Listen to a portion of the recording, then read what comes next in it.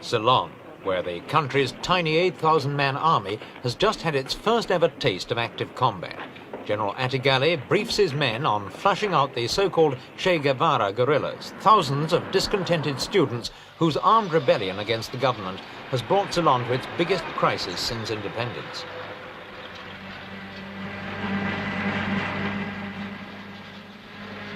Fighting broke out in Ceylon on the night of April the 5th, when well-organized bands of guerrillas struck simultaneously at 25 police posts throughout the country.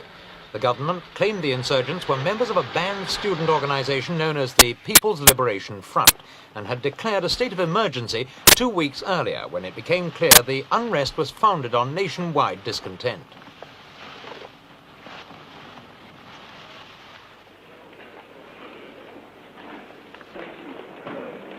In the first few weeks of the fighting, government security forces made short work of the rebels, who proved in many cases to be ill-trained, enthusiastic students.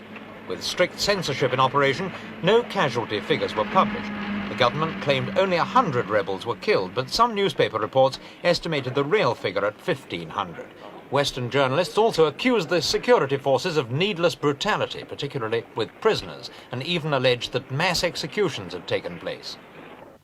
Ceylon is a small island lying some 40 miles off the coast of India. It's roughly the same size as Ireland, and its 1,000 miles of coastline offers the same attractions to arms smugglers. Throughout the emergency, Ceylon's tiny navy has been constantly on the alert against any attempt to smuggle arms to the guerrillas. The Indian Navy also helped in carrying out searches and actually arrested 2 North Korean trawlers trying to get illegal arms ashore. Fishing craft, stop your engines.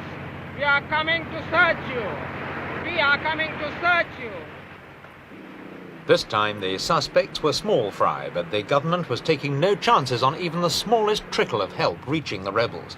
Although most of the fighting looks to be over, a guerrilla campaign could be fought in the jungles for years. We put this point to Ceylon's Home Affairs Minister, Mr. Bandaranaike. Well, I should imagine that the back of the insurgent terrorist action is already broken. But the cleanup operations could take a substantial period of time because it's a slow process to pick up the stragglers and to deal with them according to law. We were aware of an insurgent danger to this country. We had been aware of it for some time, but it is perfectly true we were not prepared in a military sense to deal with it, having regard to the ramifications of it and the degree of preparedness that they had engaged in, and we were definitely caught off guard in a military sense. In the capital, Colombo, all is now quiet, but no one is taking this as a sign the rebellion's been crushed. Government troops may control the cities, but there's not enough of them to control the countryside as well. In any case, the answer to Ceylon's crisis doesn't lie with the military, but with the politicians here in Ceylon's parliament.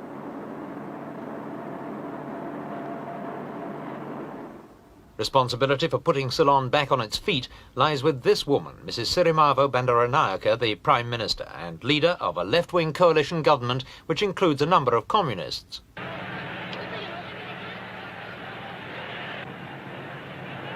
Previous governments, including her own, had tried and failed to find the solutions to Ceylon's chronic economic problems. Last year, Mrs. Bandaranaike again swept to power after promising an ambitious program of socialist reforms. But time was running out, and within 9 months the euphoria of electoral success had been replaced by disillusionment and active discontent.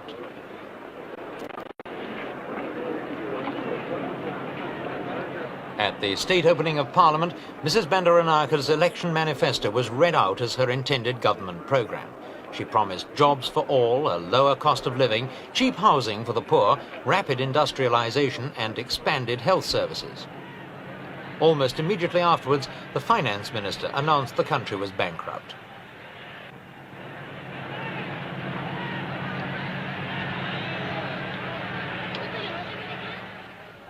Disillusionment with yet another government may have provided the spark that set off the guerrilla rebellion, but the real causes of the revolt are far deeper.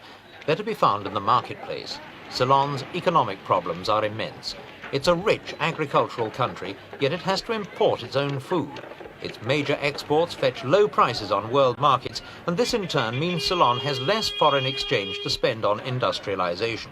It's a vicious circle that hasn't been helped by the revolt. Economic troubles brought on the rebellion, and now the rebellion is making the economic situation worse.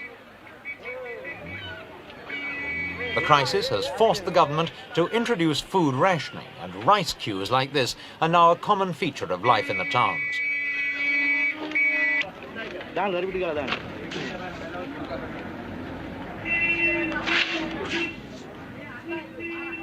Rice, together with dried fish, is the staple diet of Ceylon, and a quarter of all the arable land is given over to growing it.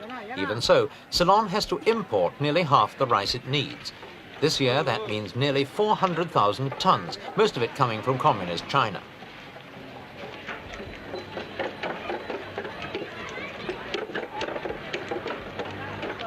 Rice occupies a key position in the economy. The government subsidizes the price so that everybody can afford it.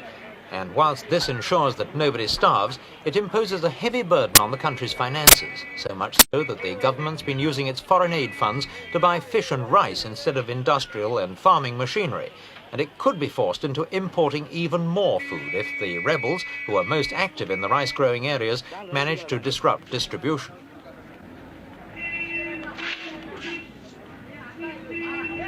In the towns, meanwhile, prices are shooting up on the free market, a clear indication that supplies are already falling off.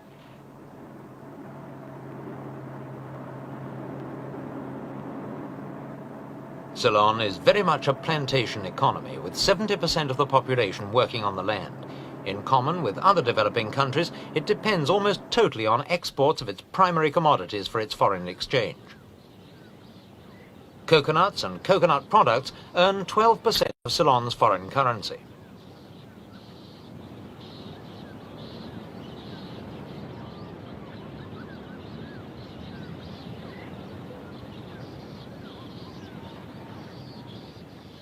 Ceylon's second biggest export is rubber. These plantations provide the country with 20% of its foreign exchange. They also provide ideal conditions for fighting a guerrilla war, and many Che Guevara groups are using the plantations as bases to fight hit-and-run actions against the security forces. In recent years, rubber prices have dropped on the world markets, and Ceylon has found the best deal it can get is from the Chinese, who take it above the world price in exchange for rice.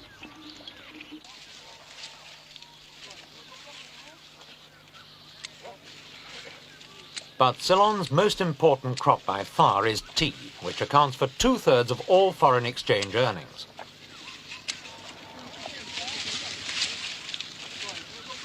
Ceylon is the world's second biggest tea producer, a fact of little comfort to the Ceylonese. With world output going up by 3% and demand increasing by only 1%, prices have been falling for several years, and Ceylon's income with them. Last year, revenue dropped by $10 million, equal to nearly 5% of the country's entire income.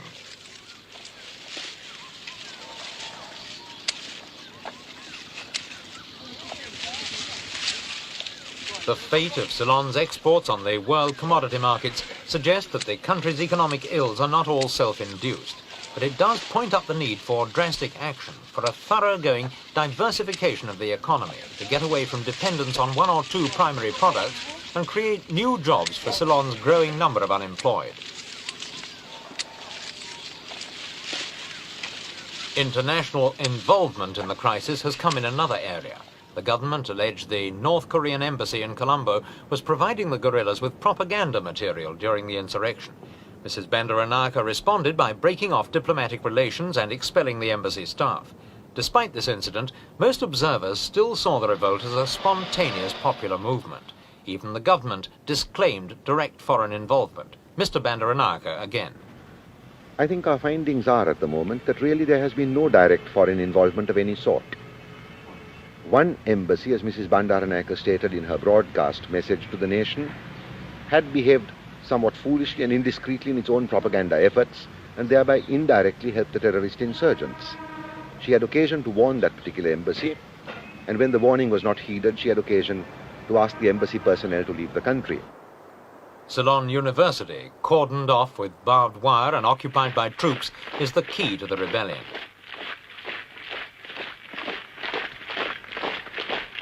The reason's not difficult to find. The guerrilla movement is largely organized and led by unemployed graduates, of whom Ceylon has 14,000, all products of a free and compulsory education system that's wildly out of step with the nation's economy. The rank and file of the movement is provided by school and university students, teachers and Buddhist monks. 60,000 are thought to be involved.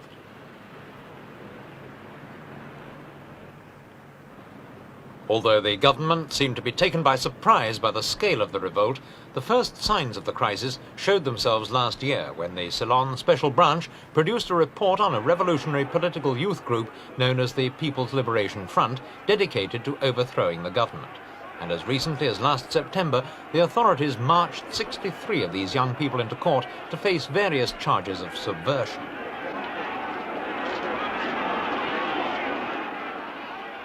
The declared aim of the April the 5th insurgents was to topple Mrs. Bandaranayke's government and replace it with an even more left-wing administration. They failed, but the fact that the attempt was made at all has shown the government just how urgently reforms are needed. We asked Mr. Bandaranayke if the uprising had forced the government to review its policies.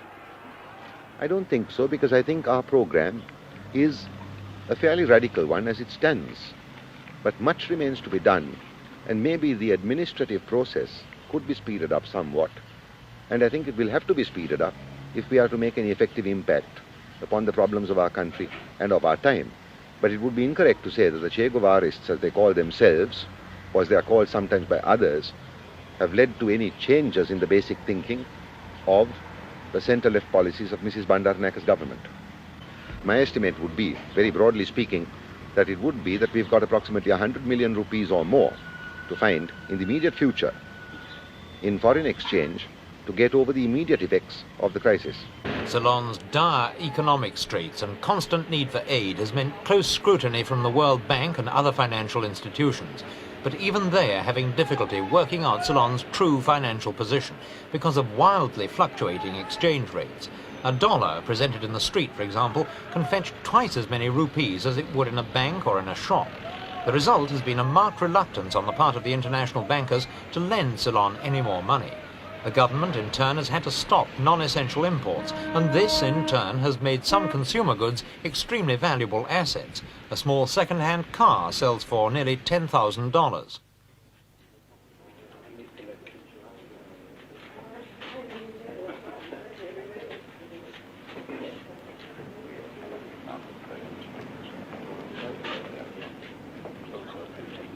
On the surface, at least, Ceylon looks the sort of place that has everything going for it. A fertile land, a well-educated population, and leaders of considerable intellectual accomplishment. But with a $200 million deficit expected this year, Ceylon is again on the edge of bankruptcy.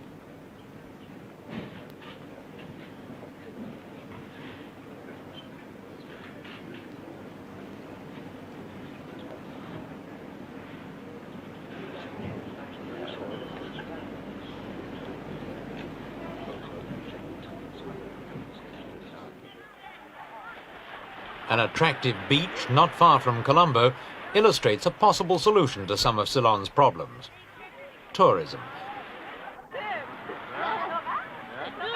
Much of Ceylon's coastline is like this, wide sandy beaches dotted with poor fishing villages.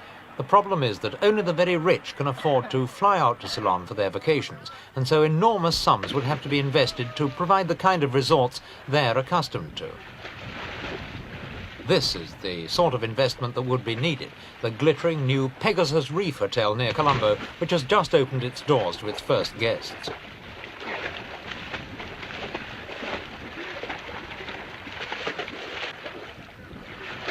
The travel brochures describe Ceylon as a rare gem awaiting discovery, praising its coral coastline and eulogizing on its ancient Buddhist civilization.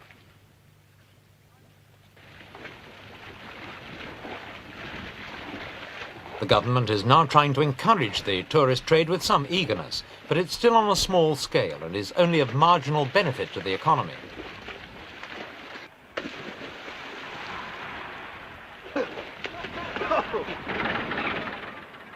The present emergency, of course, hasn't helped to attract the tourists. Roadblocks, armed searches and a 12-hour curfew are not the best kinds of publicity. Get out. The Prime Minister's critics say she's exaggerated the crisis to divert attention from the state of the economy and her own government's mismanagement.